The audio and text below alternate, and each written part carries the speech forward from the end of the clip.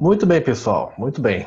Bom, hoje eu novamente estou gravando aqui de casa e faço a ressalva que eu fiz no vídeo que gravei aqui há alguns dias também em casa, né? Talvez saia aí alguns sons ao fundo, né? Mas nós não temos outro caminho, né? Principalmente nesses dias que aqui em Minas o governo decretou a tal fase roxa, né? Onda roxa, cada hora é o nome que surge. E então eu tô em casa, né? Tô gravando esse vídeo de casa. Então a situação está um pouco improvisada, digamos assim. Meu computador está aqui de lado, então eu vou ter que durante o vídeo ficar aqui olhando para o computador, para a questão dos slides, enfim. Mas o importante é o tema, né? O importante é o tema. E o tema do vídeo de hoje não poderia ser mais interessante.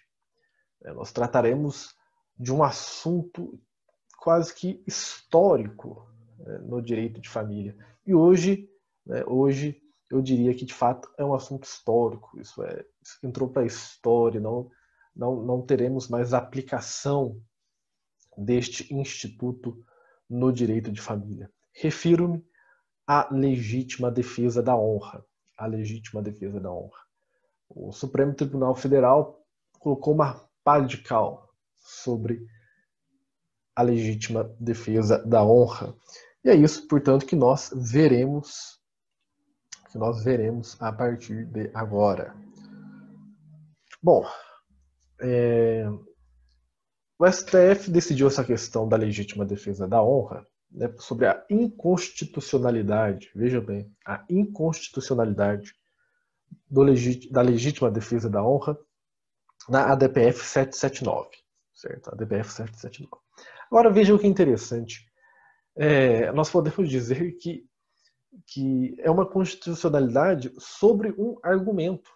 Porque não existe o instituto legítima defesa da honra, ele em si mesmo, né, legalmente, no plano da lei, né, do direito positivo, não existe. Né? Nós não temos um artigo que trate da legítima defesa da honra. Né? Mas, historicamente, se extraiu a legítima defesa da honra do próprio Instituto da Legítima Defesa, este sim, né, previsto no Código Penal. Mas é interessante isso, né? É uma declaração de inconstitucionalidade que recai sobre um argumento, né, sobre um instituto jurídico, se nós quisermos atribuir à legítima defesa da honra essa qualificação, sobre um instituto jurídico que sequer existe na legislação. Né? É uma questão interessante.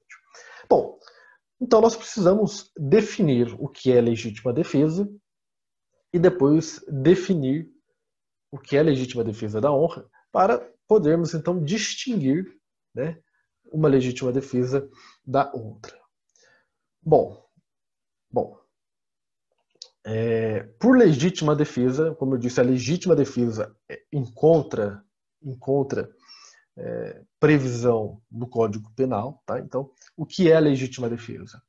É uma reação a uma agressão injusta, e essa agressão injusta tem que ser atual ou iminente, que envolve direito próprio ou de terceiro, mediante o uso moderado dos meios necessários, né? Faltou um S aí, dos meios necessários, e com a presença do animus defendendi. Então, estes são os requisitos da legítima defesa. Né? Este é o conceito de legítima defesa, certo? Com previsão no Código Penal, sendo uma excludente de ilicitude. Ela afastaria a antijuridicidade do fato típico. Bom, se isso é legítima defesa, o que é então a legítima defesa da honra? Trata-se de um argumento, veja, de um argumento de natureza penal, cujo intuito é, nos casos que envolvem o assassinato ou agressões contra a mulher, imputar à própria vítima a causa de suas mortes ou agressões. Então vejam que existe um abismo entre legítima defesa, com previsão no Código Penal, e legítima defesa da honra. Um argumento, aquilo que nós conversávamos no início do vídeo. Um argumento. A legítima defesa da honra é um argumento. Eu, pessoalmente, não atribuo a ela o qualificativo de um instituto jurídico. Né? É um argumento.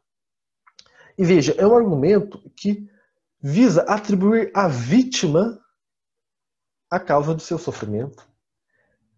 Visa atribuir à vítima a causa do injusto que essa própria vítima suporta. Veja que inversão a legítima defesa da honra opera. Né? E é totalmente contrária à ideia esposada pela legítima defesa. Né? Muito interessante. Quando nós comparamos os dois conceitos, nós vemos que, apesar da terminologia, um ser legítima defesa e o outro ser legítima defesa da honra, apesar dessa aparente, né, identidade, desta semelhança entre os institutos, nós vemos que são coisas absolutamente distintas. Né? Não apenas pelo fato de um encontrar previsão na lei e o outro não, da legítima defesa da honra ser um mero argumento, mas nós vemos que na legítima defesa da honra há uma inversão total. A vítima passa a ser a culpada. Nós não encontramos essa ideia, né, subjacente da legítima defesa. Então vejam que os dois institutos, as duas legítimas defesas, são absolutamente distintas. Uma não tem nada a ver com a outra. Bom, agora vejo. Vamos nos aprofundar na legítima defesa da honra. Nela, na legítima defesa da honra, o agente não está a defender-se. Ou tampouco, nós poderíamos acrescentar, está a defender a uma terceira pessoa. Mas usa do assassinato ou da agressão contra a mulher como mero argumento retórica na repressão de um ato de infidelidade. Mero argumento. De novo, essa ideia tem que estar fixa. Legítima defesa da honra não tem previsão em lei. Era um mero argumento retórico, né, que atribui à mulher, ou um ato de infidelidade cometido pela mulher, a causa do seu assassinato ou da agressão. Então veja, nós não estamos diante de um agente que está a defender-se. Ele não está se defendendo. Ele está agredindo, ou ele está assassinando a mulher em decorrência de um ato de infidelidade. Mas, ora, o ato de infidelidade, sim, o adultério, ele não seria suficiente para justificar essa legítima defesa da honra? Né? O agente não se sentiria a tal grau ofendido em sua honra. Então ele partiria para a legítima defesa desta honra subjetiva. Né? Não chega nem a ser a honra objetiva. A honra subjetiva mesmo. Assim, o adultério não é uma justa agressão, questão de valor. O adultério não é uma justa agressão capaz de excluir a antijuridicidade do fato típico. Olha, a legítima defesa, esse é um atributo da legítima defesa. Né? Excluir a antijuridicidade ou excluir a ilicitude do fato típico, enfim. Aqui não nos interessa a terminologia do direito penal. Mas este é o fim da legítima defesa, excluir a antijuridicidade ou a ilicitude. Eu prefiro ilicitude, é uma questão pessoal. Então, o adultério não justifica a exclusão da antijuridicidade. Então, se a legítima defesa tem este fim, a exclusão da ilicitude ou da antijuridicidade, este mesmo fim não cabe, né, ou não cabia à legítima defesa da honra, porque o adultério não tem essa aptidão de excluir a antijuridicidade. Aí que está a questão. Mas mais interessante, a questão fica mais interessante quando nós levamos todo este raciocínio para os crimes contra a vida. Ora, os crimes contra a vida, em regra, são julgados pelo tribunal do júri. E no tribunal do júri vigora um princípio da plenitude de defesa.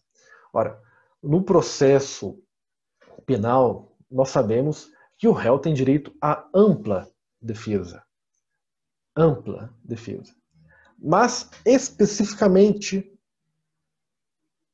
para os crimes dolosos contra a vida, em regra, julgados no tribunal do júri, vige outro princípio. O princípio da plenitude da defesa.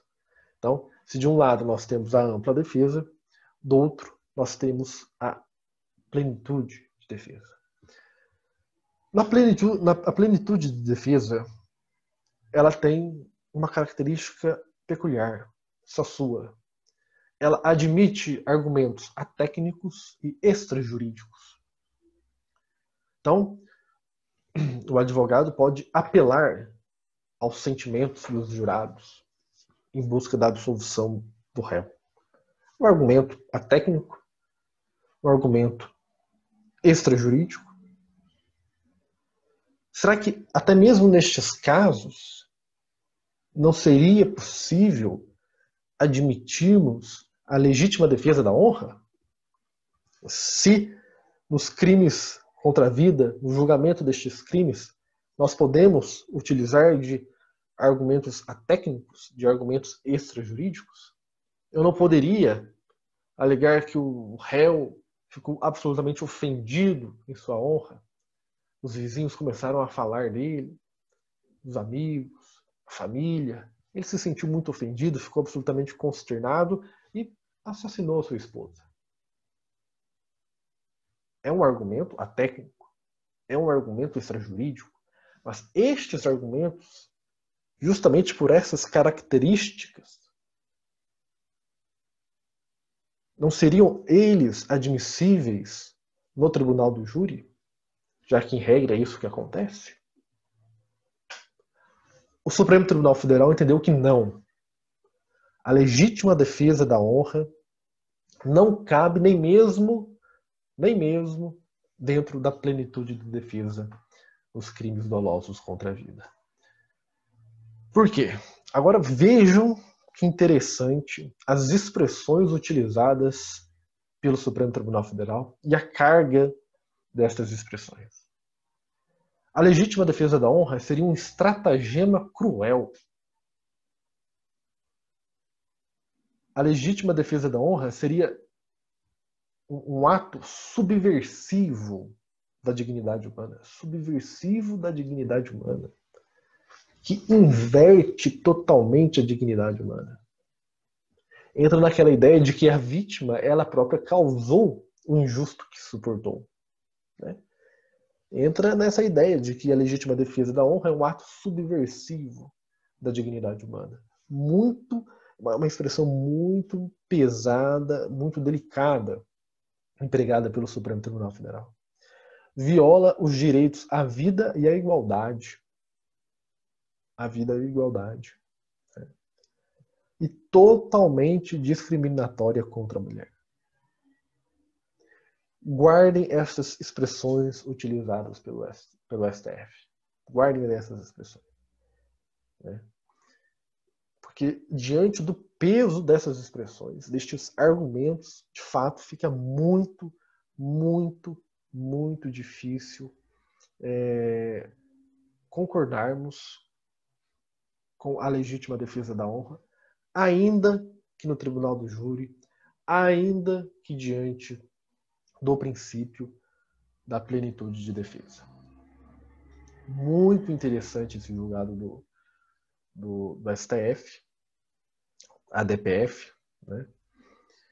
Então, concluindo, o que nós temos? O STF julgou como inconstitucional a legítima defesa da honra. Ela não pode ser mais utilizada como argumento. É um argumento inconstitucional. É um argumento inconstitucional. Ah, mas no tribunal do júri, diante de um crime doloso contra a vida, em que vigora o princípio da plenitude de defesa, eu posso usar? Não pode. Não pode. Mesmo diante da plenitude de defesa, mesmo diante de um processo no tribunal do júri, mesmo diante de um crime doloso contra a vida, não se pode utilizar mais o argumento da legítima defesa da honra, porque é um argumento inconstitucional.